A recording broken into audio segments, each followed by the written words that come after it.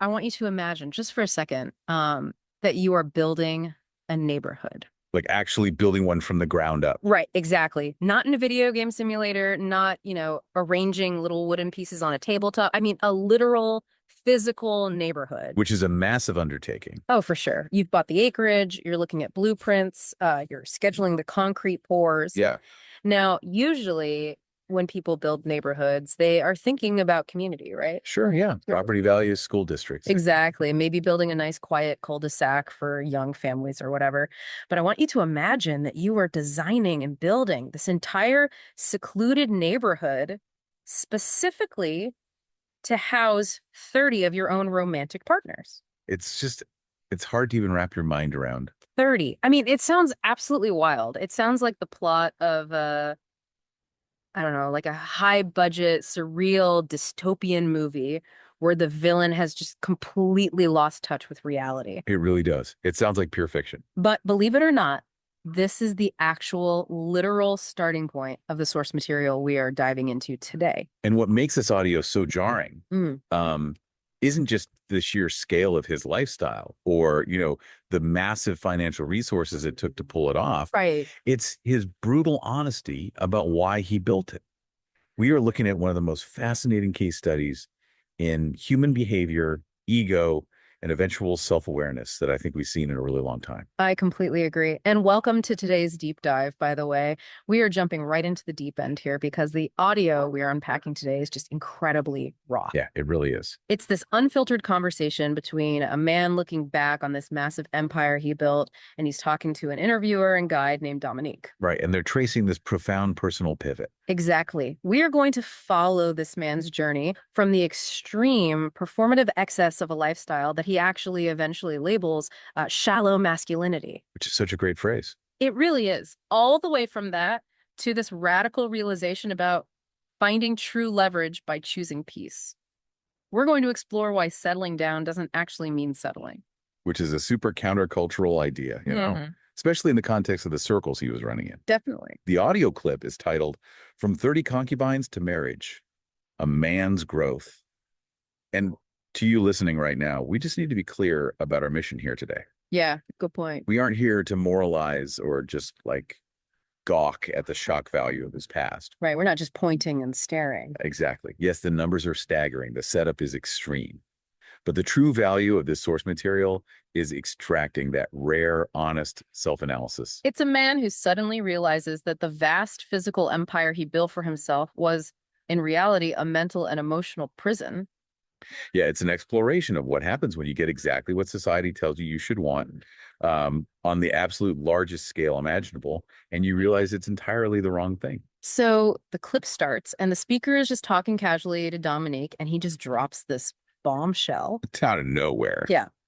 He says, before I met Dominique, I had 30 concubines in a secluded neighborhood in Ohio that I developed. And Dominique is clearly taken aback. Oh, completely. He responds with this sort of stunned, oh, okay, right. That's not a light statement. I mean, how else do you respond to that? Right. But the speaker doesn't flinch at all. He just doubles down, saying, it's not a light statement. It's just what it is. He's very matter of fact about it. Super matter of fact. He then casually explains that he had previously been into multifamily real estate units, but, decided he wanted to step up and develop entire neighborhoods. And that transition right there, that is a massive psychological tell. How so? Well, going from multifamily units to whole neighborhoods isn't just scaling up your business. It's a fundamental shift in how he views his place in the world. Oh, that's interesting. Think about it. Multifamily units, like duplexes or small apartment complexes, those are standard real estate investments. Right. Yeah, you buy them for cash flow. Exactly. You manage the tenants, you build equity. It's a spreadsheet decision. But when you shift to developing a completely secluded neighborhood, you are no longer just an investor. Right. You're doing something else entirely. You are an architect of a localized reality. He explicitly chose a secluded area in Ohio. Yeah, he didn't do this in a city. No, this wasn't a high rise in Manhattan or a beachfront property in Miami where he's just, participating in a larger society. It was hidden. It was an entirely controlled environment. Man, it's like he's playing The Sims, but with real human beings and real concrete. Yes. That's exactly what it is. You're building an ecosystem where you are the sun and everyone else is just in orbit around you. A total God complex. But what I don't understand is this bizarre tangent he goes on immediately after this regarding his business boundaries and his own identity. The trailer park story. Yes. He brings up this story where a business partner suggested they get into buying trailer parks. Right. Now, wait a minute. Objectively speaking, if we look at the real estate world, trailer parks are massive cash cows. Huge. Incredibly low overhead and high yield. Exactly. And the speaker even acknowledges this. He says he used to do door-to-door utility sales in New York, and he saw firsthand that the insides of these trailers were, in his words, dope and plush as hell. So he knows there's money there. He fully recognizes the financial utility and the value. So why on earth does he flat out refuse to buy them? It seems counterintuitive. Right. If he's supposedly this ruthless businessman building neighborhoods for 30 women, why leave that money on the table? Well, because the money isn't actually the primary driver here. It's not. No, his ego is. His reasoning is highly specific, and it's deeply tied to his self-image. Right. He tells Dominique, I don't want to see a B word in a trailer park. Exactly. And then he takes it a step further, tying it directly to his sense of cultural and racial identity. He claims that trailer parks are, quote, white people stuff. Yeah, and that he can't do white people stuff because that's not who he is. Which is wild. It's a really striking moment because it reveals how deeply entangled his investment strategy is with his personal ego. For him, real estate isn't just about returns and yields. Not at all. The physical structures he owns are literal extensions of his identity. I hear that, but it seems completely contradictory based on what he says next. I mean, literally in the next breath, he points out a massive flaw in his own logic. Oh, a stock market thing. Yeah. He admits that he actually does invest in things outside of his cultural aesthetic. He proudly states that he buys mainstream stocks, specifically naming Celsius, the energy drink company. Right. So let me get this straight. He is perfectly happy to pour his wealth into Celsius stock, which he categorizes in his own mind as being somewhat out of his cultural lane. Yes. But he absolutely draws a hard line at buying a highly profitable trailer park. Why the double standard? How does he justify that to himself? That contradiction is the key to understanding his entire mindset. Unpack that for me. You have to look at the difference in the nature of those two assets. Why is Celsius stock acceptable? But a trailer park is a bridge too far. Right. Why? It comes down to visibility and physical space. A stock portfolio is completely invisible. Oh, I see. Yeah, it's just numbers on a screen in a brokerage app. Owning shares in an energy drink company doesn't alter his physical reality. It doesn't change the aesthetic of his daily life. Exactly. And it doesn't change how he's perceived by the people standing right in front of him. But a trailer park. That is a tangible, highly visible place. Highly visible. If he owns it, his name is on the deed. He has to physically interact with it. He has to manage the people in it. Right. He refuses to associate his physical empire, and by extension, the women he is housing, with a socioeconomic aesthetic that doesn't fit the grand, opulent narrative he is writing for himself. Okay, that actually clarifies a lot. It's like if an ancient emperor decided to build a monument to himself. That's a great analogy. You don't build a monument out of cheap, cost-effective mud brick just because it saves money on the balance sheet. No, of course not. Because the monument isn't about cost effectiveness. The entire purpose of the monument is projecting an image of godhood to anyone who looks at it. Exactly. So this secluded Ohio compound is essentially an architectural manifestation of his ego. Perfectly said. It forces me to wonder, and I want you listening to really chew on this right now, was this real estate development ever actually about providing housing for these women? I would argue no. Right. Or was it almost entirely about building a physical kingdom where he could stand in the center and be the unquestioned monarch? It was undeniably the latter. Architecture has historically been one of the most potent tools of power. Definitely. Look at the palaces of Versailles or, ancient fortresses. They are deliberately designed to awe the viewer. To isolate the inhabitants from the outside world. Yes, and to establish absolute control. By building a secluded neighborhood for 30 women, he isn't just dating them. He is isolating them within a reality that he alone constructed. That he alone finances. And that he alone dictates. He controls the very geography of their daily lives. Wow. The physical boundaries of that neighborhood are the literal boundaries of his influence. It's the ultimate ego trip. just crystallized in bricks and mortar. Which brings up a really dark dynamic because, building the kingdom is just the initial phase. The easy part, relatively speaking. Right. Ruling it, maintaining that ecosystem day in and day out is a completely different beast. And it begs the question, why did he need a kingdom of this specific size? Why 30? It's such a specific, massive number. It is. And Dominique, who is guiding this conversation just brilliantly, hones in on this immediately. Dominique is a fantastic interviewer. He really is. He asked an incredibly perceptive question. When you say 30 concubines, what does that represent to you beyond the shock value? Yeah, he completely bypasses the superficial braggadocio. He wants the psychological driver. He knows there's something under there. And the speaker's answer is immediate. It's completely devoid of any romantic pretense. What does he say? He says, what it represents to me is it's like 30 women is cool with the fact that the next door neighbor is probably my B word. Wow. Yeah. And Dominique clarifies, he says, so it's not really about the number per se. It's about what the number was doing for you.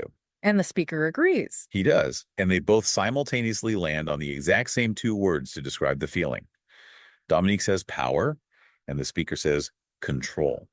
But hold on, let's look at how he's defining power and control here because it feels incredibly twisted to me. Oh, it is deeply twisted. For most people, power in a relationship means, mutual respect or having positive influence or building a strong foundation together. A partnership. Right.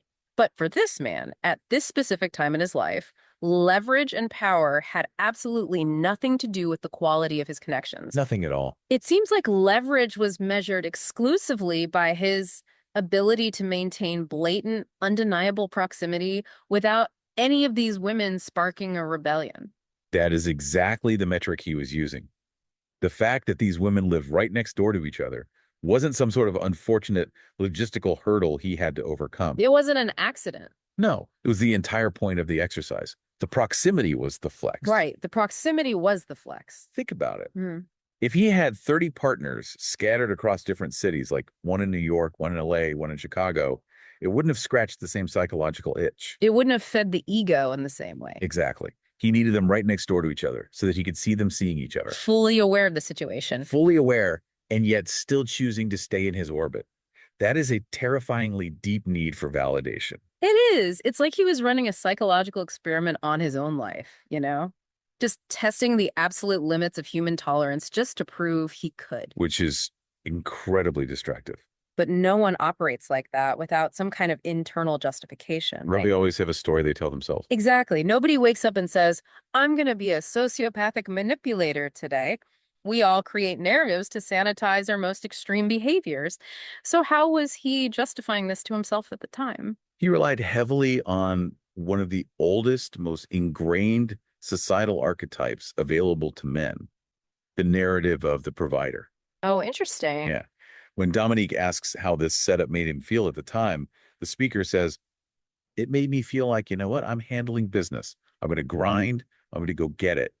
And I'm going to provide for these women. Man, that is such a convenient shield. It's the perfect alibi. It is.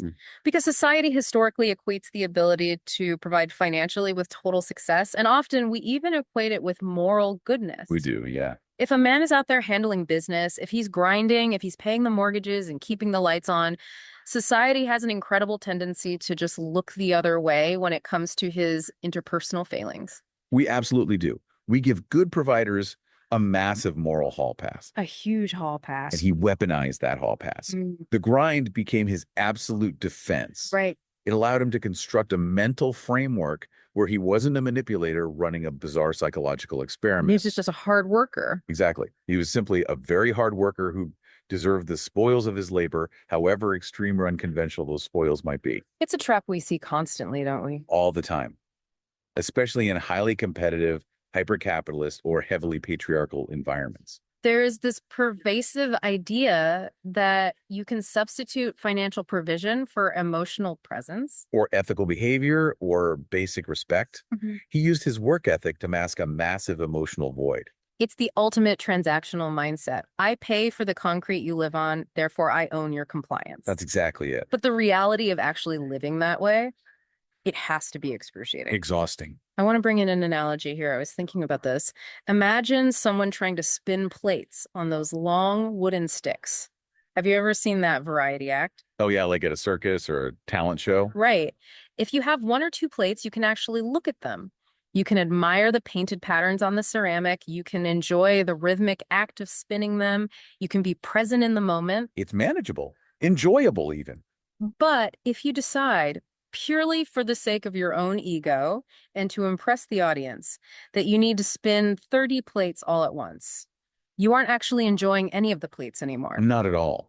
Your entire existence, like every single waking second, becomes consumed by the sheer, terrifying panic of keeping them from crashing to the ground. Yes, you have to run frantically from stick to stick, sweating, heart pounding, never resting, just adding a tiny bit of momentum here, adjusting a wobble there. You can't look away for a second. No, you are a slave to the performance.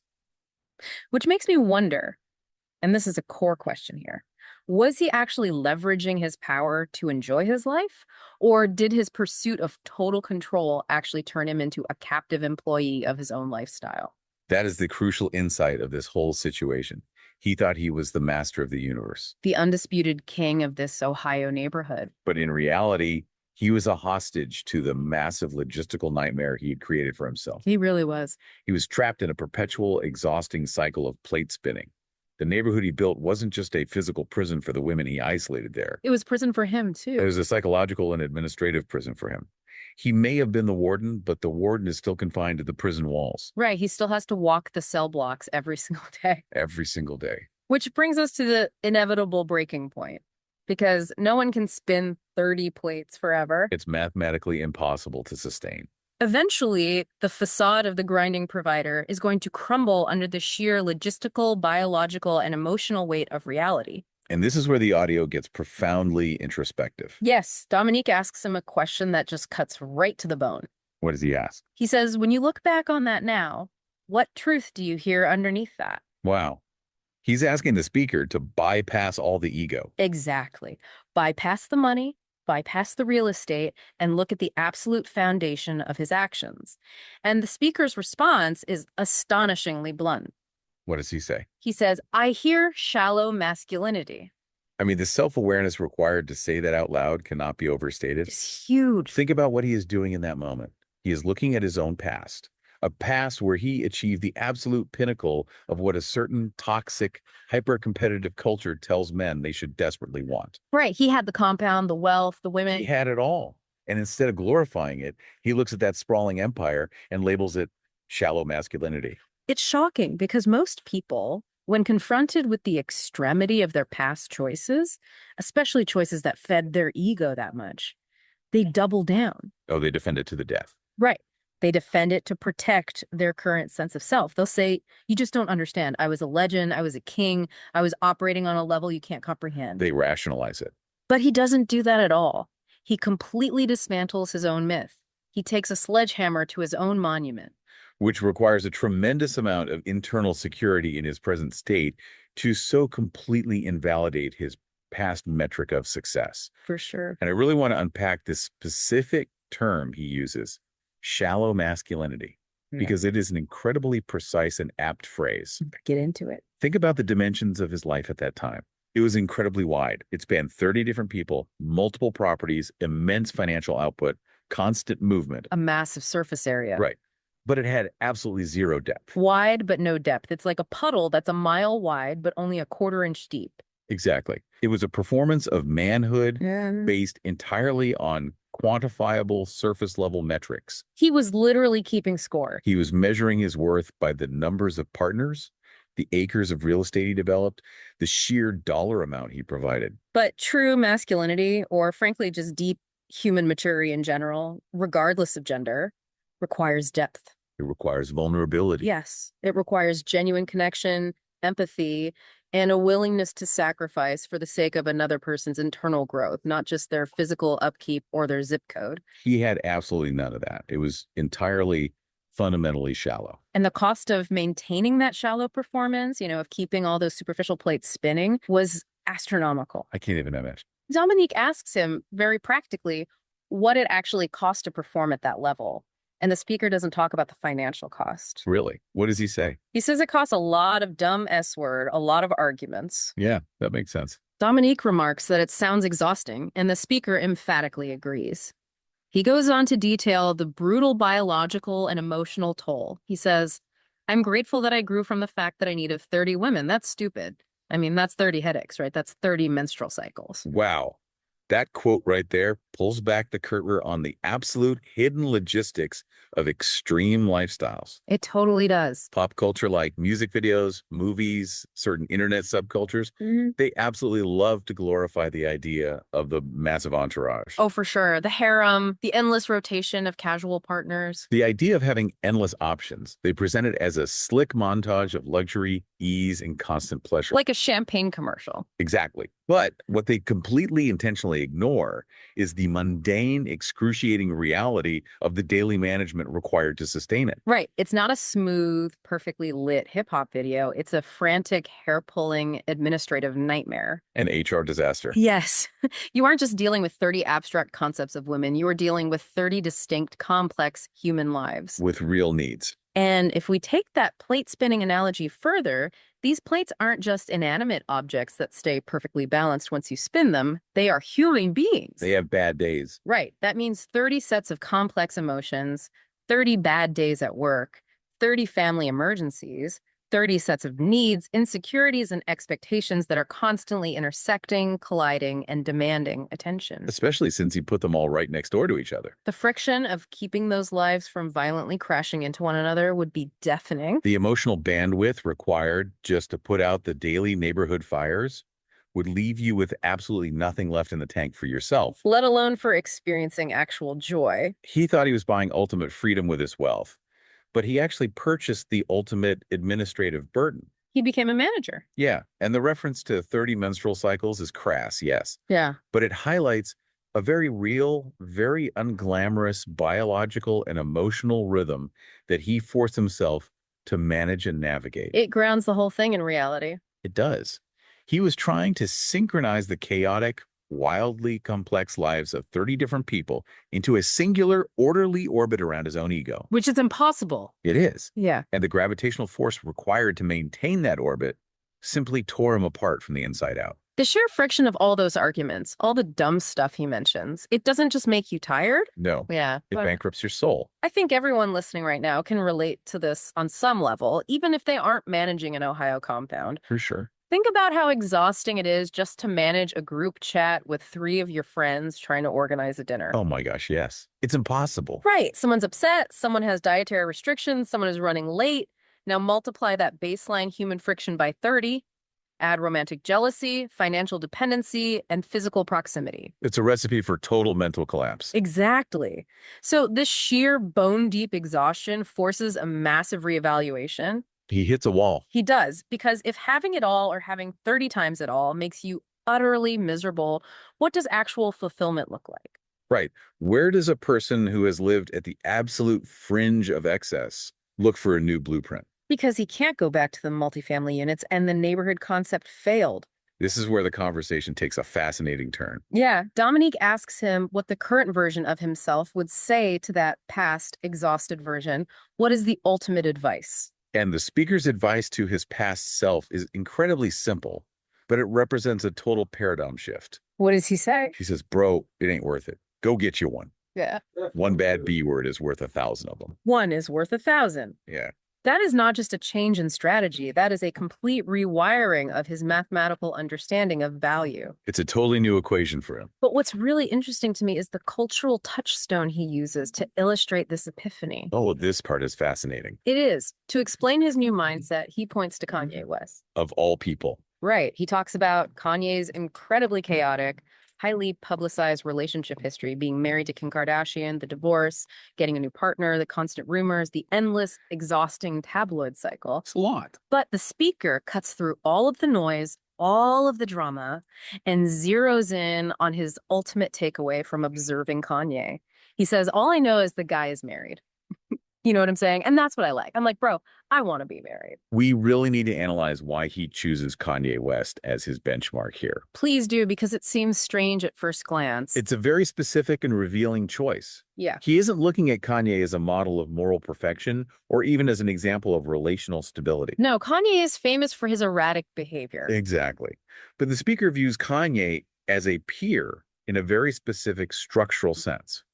Kanye is a fellow high-status individual. Right. He is a man with virtually unlimited wealth, global fame, and infinite options. Kanye is a man who could easily build 10 secluded neighborhoods of concubines if he wanted to. Easily, he has the ultimate access to the player lifestyle. But what does Kanye do with all that access? Despite all those options, he continually defaults to marriage. He seeks out that singular commitment. Yes, he seeks out that legal, public commitment as his ultimate desired state. I see. So, to the speaker, marriage isn't something you reluctantly settle for when you run out of energy. Or when your options dry up, or when you get too old for the club. Right. He sees marriage as the ultimate luxury item. It is the thing the guy with all the options actively chooses. It completely reframes commitment. And that phrase, one is worth 1,000, this is the absolute core of him finally finding true leverage. Exactly. Let's look at how his definition of leverage has evolved. Okay, let's track that. Earlier, we talked about his false sense of leverage using proximity and financial control to trap people into massaging his ego. It was about width. How many people can I control? Right. But here, he discovers the real, sustainable definition of leverage. True leverage isn't about multiplying your resources thinly across a massive surface area. Because that just leads to the spiritual bankruptcy and exhaustion we just discussed. Exactly. True leverage is about concentrating all of your energy, your time, and your emotional capital into a single high-yield investment. Let's go back to his own analogy about the stock market, because I think it perfectly illustrates this shift. The Celsius stock. Yeah. Imagine you are day trading 30 different highly volatile penny stocks. That's awful. You are going to be a nervous wreck. You have to monitor the ticker constantly. You are sweating every minor dip. You are frantically reading 30 different earnings reports. Trying to predict 30 different chaotic markets. It's exhausting. Your attention is hopelessly fractured, and the mathematical chances of all 30 penny stocks succeeding are basically zero. You are working yourself to death just to break even. Right. But if you take all of that capital, all of that frantic energy and time, and you put it into one solid blue chip compounding asset. An asset you believe in fundamentally. Yes, an asset with a strong foundation, everything changes. You can actually sleep at night. The asset grows steadily over time. Now, does it still require attention? Yes. But it requires focused, meaningful, qualitative attention, not frantic, panic-driven monitoring. You aren't just hedging bets anymore. Hmm. You are building real, generational, long-term wealth rather than chasing short-term thrills that ultimately leave you empty. But wait, I can hear someone pushing back on this right now. Someone might say, isn't diversification the first rule of investing? By putting all your eggs in one basket, aren't you risking total ruin if that one relationship fails? It's a common argument. Why wouldn't his strategy of having 30 partners be the ultimate emotional hedge? That's a great question, but it fundamentally misunderstands the nature of emotional investments versus financial ones. So. Or in finance, diversification protects your money because money is an inanimate, finite resource. Oh, okay. But in human relationships, emotions, intimacy, and trust are not finite commodities that you can safely spread around. Right, they function differently. When you diversify your romantic life across 30 people, you aren't hedging your bets. You're actively diluting the core asset. Oh, wow. You are ensuring that none of those 30 relationships will ever have the depth, trust, or shared history required to actually sustain you when life gets hard. That makes total sense. In emotional economies, concentration builds wealth. Diversification builds shallowness. That is profound. In emotional economies, concentration builds wealth. It is absolutely fascinating to me that this man had to experience the extreme furthest limit of playing the field. He had to literally build a town for his romantic partners. Right. He had to do all of that just to realize that the ultimate rebellion against that chaotic lifestyle is just traditional commitment. He had to go to the absolute edge of the earth to realize the treasure was buried in his own backyard the entire time. It's a classic hero's journey almost. He realizes that having one incredible partner provides infinitely more return on emotional investment than 30 superficial ones ever could. It's a massive realization, and it completely alters his trajectory. It reframes commitment not as a cage, but as an anchor. Yes, and society, especially certain loud corners of male-dominated internet culture, often frames commitment as a restriction. Oh, constantly. They call it a loss of freedom, putting on a ball and chain, giving up your sovereignty. But this man, having tasted ultimate unrestrained freedom and finding it to be an exhausting prison, realizes that deliberate, focused commitment is actually the most powerful, liberating choice a person can make. It frees up all of that wasted administrative energy so you can actually live your life, Exactly. which perfectly sets up the final and frankly most powerful part of this deep dive. We are going to dissect what Dominique calls the righteous, rich, and rare moments. This is the best part. It really is. And this is really the core focus of everything we've been building toward today. Finding the leverage and proving why settling down doesn't mean settling. This is where the synthesis of the entire conversation happens. The speaker states his new goal with total conviction in the audio. He doesn't hedge at all. He says, I want to be married. I don't want to be a player no more. And Dominique, who has been acting as this incredible active listener and surgical guide throughout the audio, summarizes this transformation beautifully. What does Dominique say? Dominique says, that's the shift from performing power to choosing peace. That sounds righteous, rich, and rare to me. Man, let's deeply dissect that phrase from Dominique, the shift from performing power to choosing peace. It is an absolute masterclass in psychological synthesis. It really is. First, what does it actually mean to perform power? Performing power means doing things solely so that others can see you do them. It's all about the audience. It's an existence completely reliant on optics. It's building a secluded neighborhood in Ohio, not for the quiet joy of living there, but so 30 women know you had the capital and the audacity to build it. It's the monument again. Right? It's grinding at work, not for personal fulfillment or genuine security, but so you can loudly point to the bills you paid to justify your bad behavior. Right. When you are performing power, the locus of your identity is entirely external. You are a puppet dancing for an audience, even if that audience is just the people you are paying to be there. It's exhausting just thinking about it. You are constantly on stage. Always performing. So if that is performing power, what does choosing peace actually look like in practice? Choosing peace is the radical, quiet opposite. Okay. It is making decisions based entirely on internal alignment, ethical grounding, and quiet comfort, regardless of external validation. So you don't care who's looking. Exactly. It's the profound realization that true power doesn't need to be performed. Oh, that's good. If you are truly powerful, if you are truly secure in yourself and your worth, you don't need a sprawling compound to prove it. No. You don't need a harem to validate your masculinity. You can sit quietly in a modest house with one person you deeply love and you feel like a king because your internal world is ordered, secure, and peaceful. You don't need the applause because you have quiet certainty.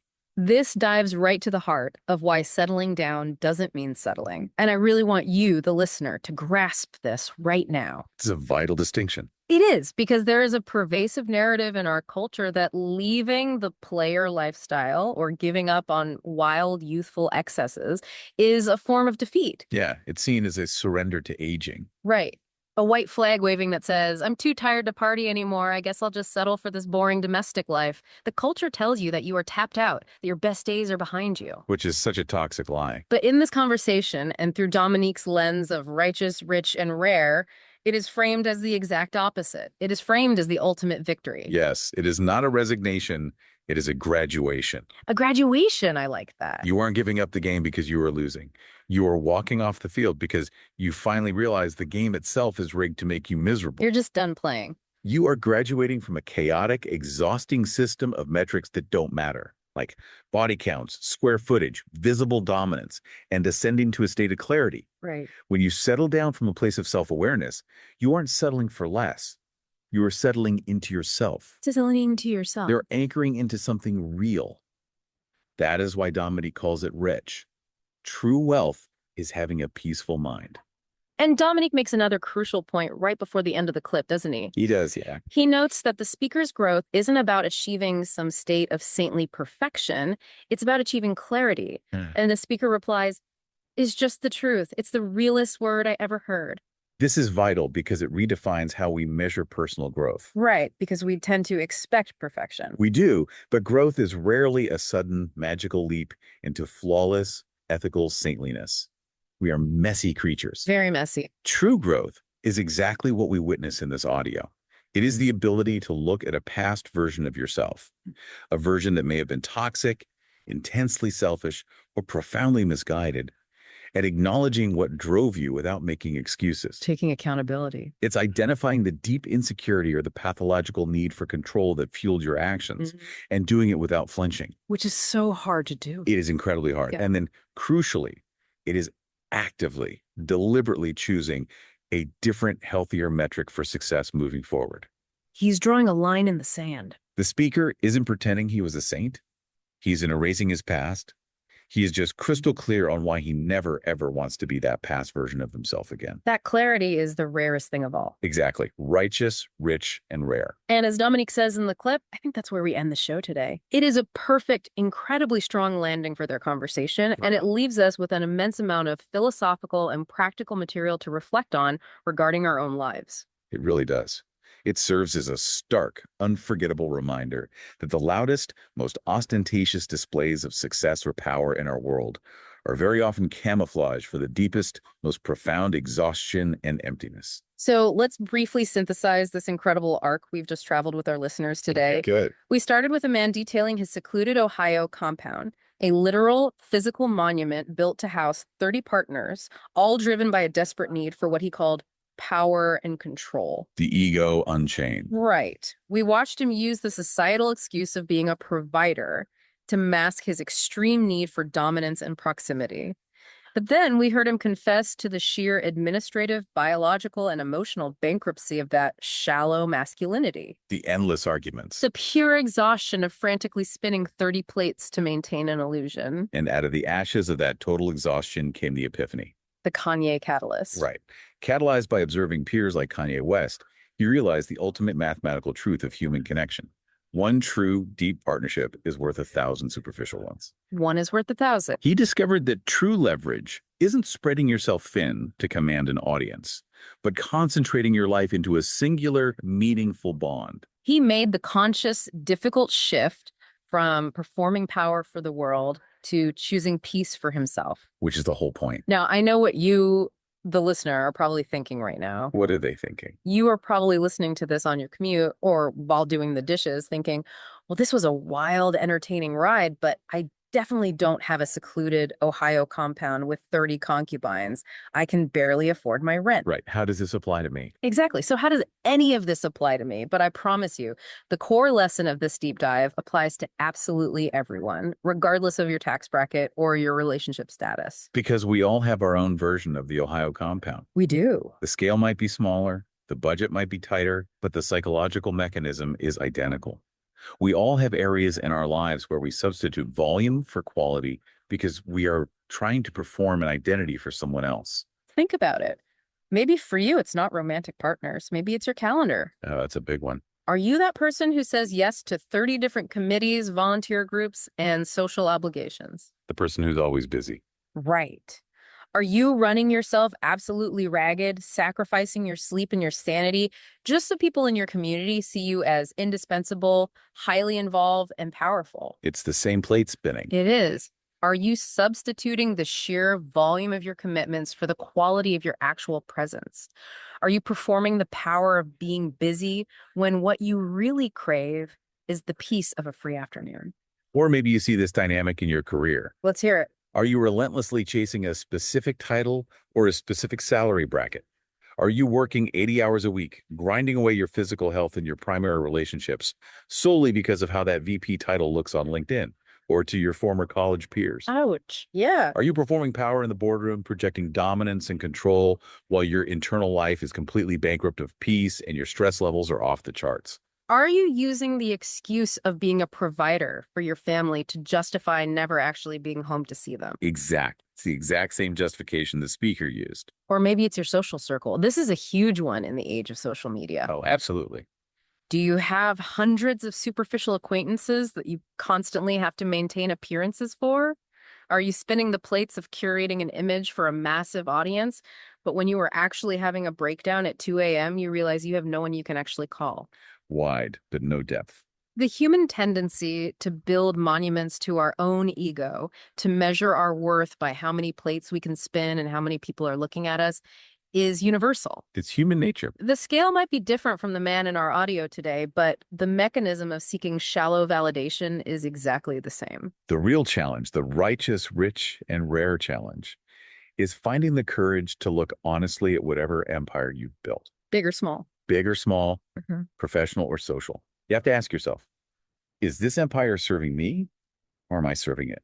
Am I the master of my life or just the exhausted administrator? Or are you just the exhausted administrator of your own ego's demands? Which leads me to a final provocative thought for you to take with you today. I want you to look closely at your own life this week. Look at your career trajectory, your social circle, your daily habits, your screen time, and yes, your relationships. Take a hard look. Where in your life are you currently exhausting yourself, draining your own precious energy and joy, simply for the sake of performing power for an audience that probably doesn't even care? Most of the time, they aren't even watching. And what would it radically look like tomorrow morning to let all those spinning plates shatter on the floor and simply choose peace? Let them fall. Think about the incredible leverage you would gain if you took all that wasted administrative energy and poured it into the one thing or the one person that actually matters. It's a question that demands total unflinching honesty, just like the speaker we listened to today. It requires you to stop performing and start living. It really does. Thank you so much for joining us on this deep dive. It's been an intense, fascinating journey through the architecture of the human ego and the true meaning of leverage. Keep questioning the blueprints of your own life, keep seeking clarity over perfection, and we will see you next time.